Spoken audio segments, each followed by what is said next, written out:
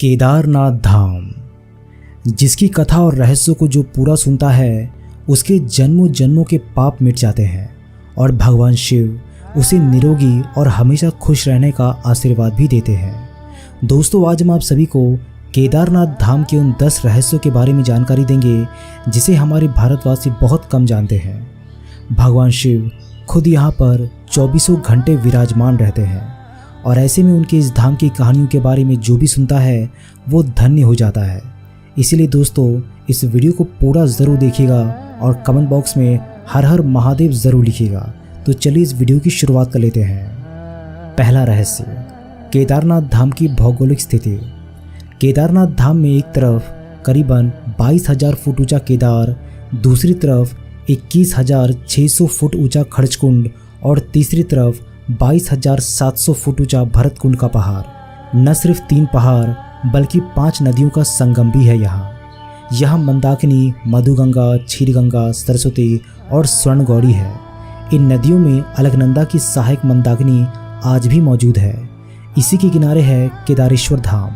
यहाँ सर्दियों में भारी बर्फ और बारिश में जबरदस्त पानी रहता है। केदार घाटी में 2 पहाड़ है, नर और नारायण। विष्णु के 24वें अवतार में एक नर और नारायण ऋषि की यहाँ तपोभूमि है। दूसरी ओर बद्रीनाथ धाम है जहाँ भगवान विष्णु विश्राम करते हैं। दूसरा रहस्य, केदारनाथ धाम का रहस्यमय निर्माण।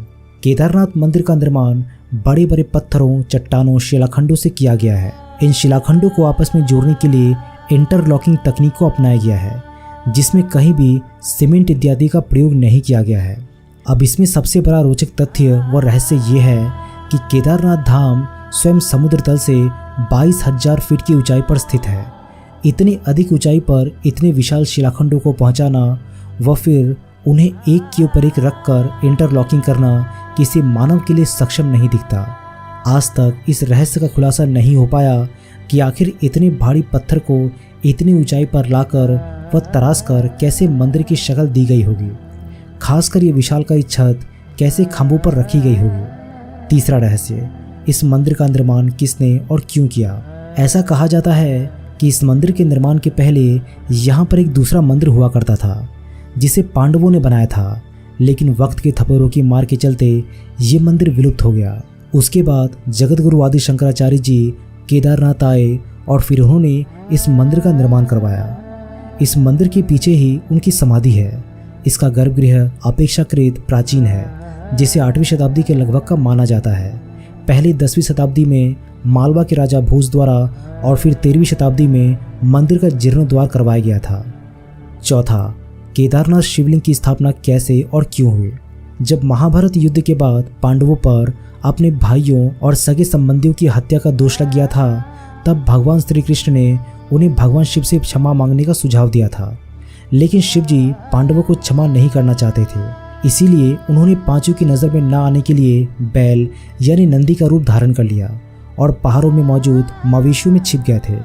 लेकिन गदाधारी भीम ने उन्हें देखते ही पहचान लिया।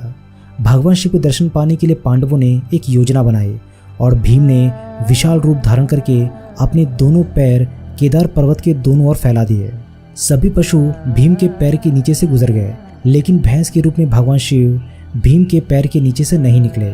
तब भगवान शिव को पहचान कर भीम ने भैंसों को पकड़ना चाहा तो वो धरती में समाने लगा।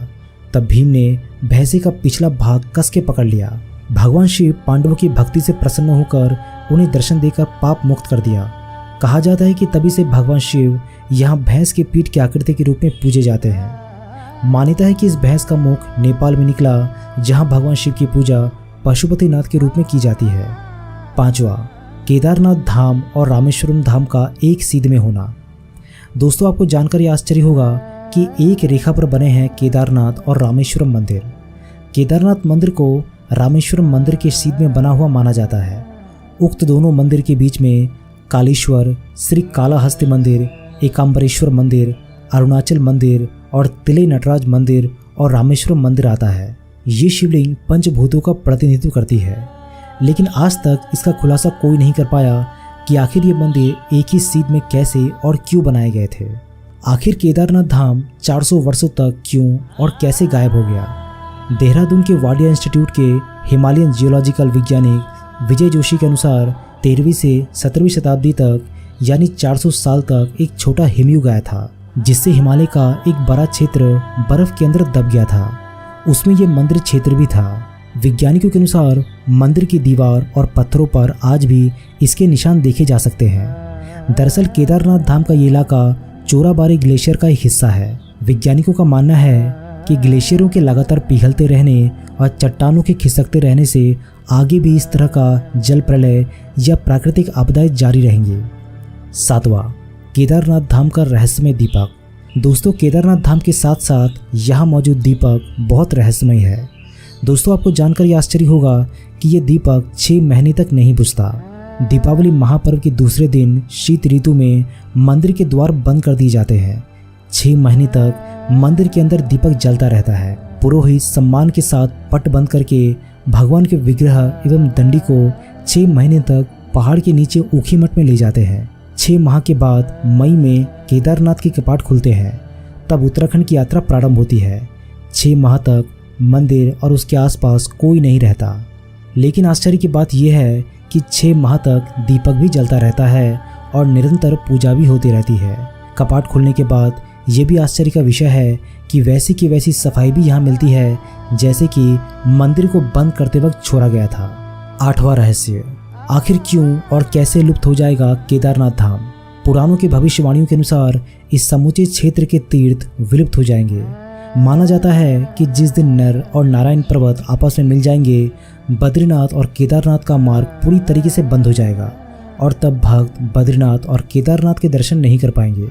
पुराणों के अनुसार वर्तमान बद्रीनाथ धाम और केदारेश्वर धाम लुप्त हो जाएंगे और वर्षों बाद भविष्य में भविष्य बद्री और भविष्य केदार नाम के नए तीर्थ का उद्गम होगा। 9वां रहस्य, केदारनाथ धाम में मौजूद भीमशिला का रहस्य। वर्ष 2013 में केदारनाथ में आई प्राकृतिक आपदा के बारे में कौन नहीं जानता। ये आपदा इतनी भीषण थी कि लगभग 1000 से ज़्यादा भक्तों की मृत्यु हो गई थी। वह केदारनाथ जाने का मार्ग पूरी तरीके से तहस नहस हो गया था। लेकिन आश्चर्य की बात तो ये है कि मुख्य मंदिर को कुछ भी नुकसान नहीं पहुंचा।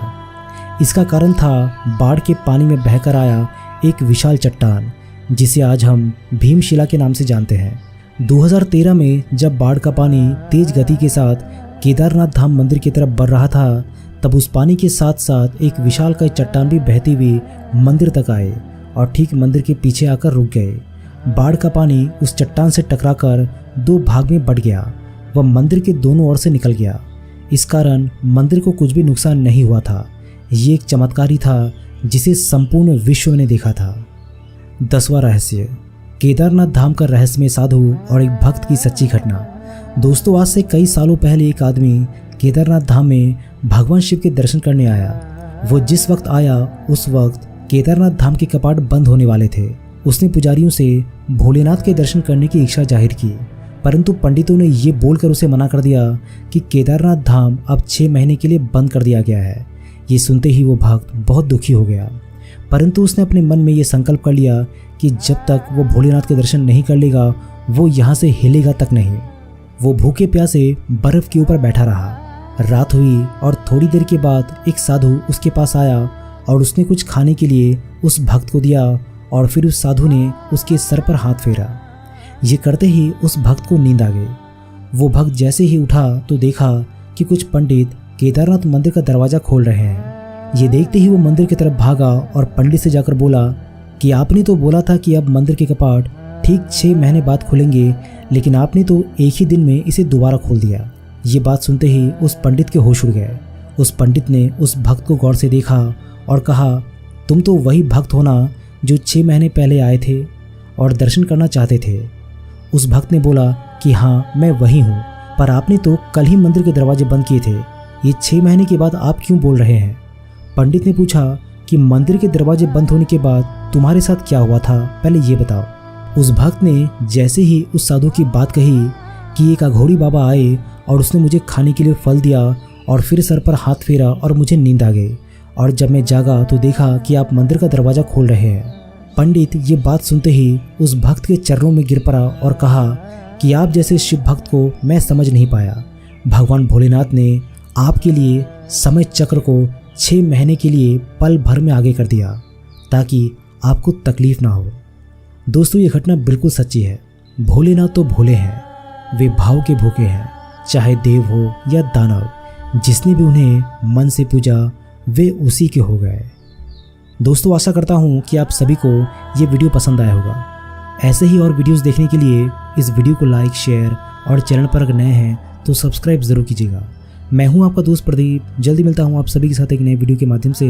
तब तक के लिए अपना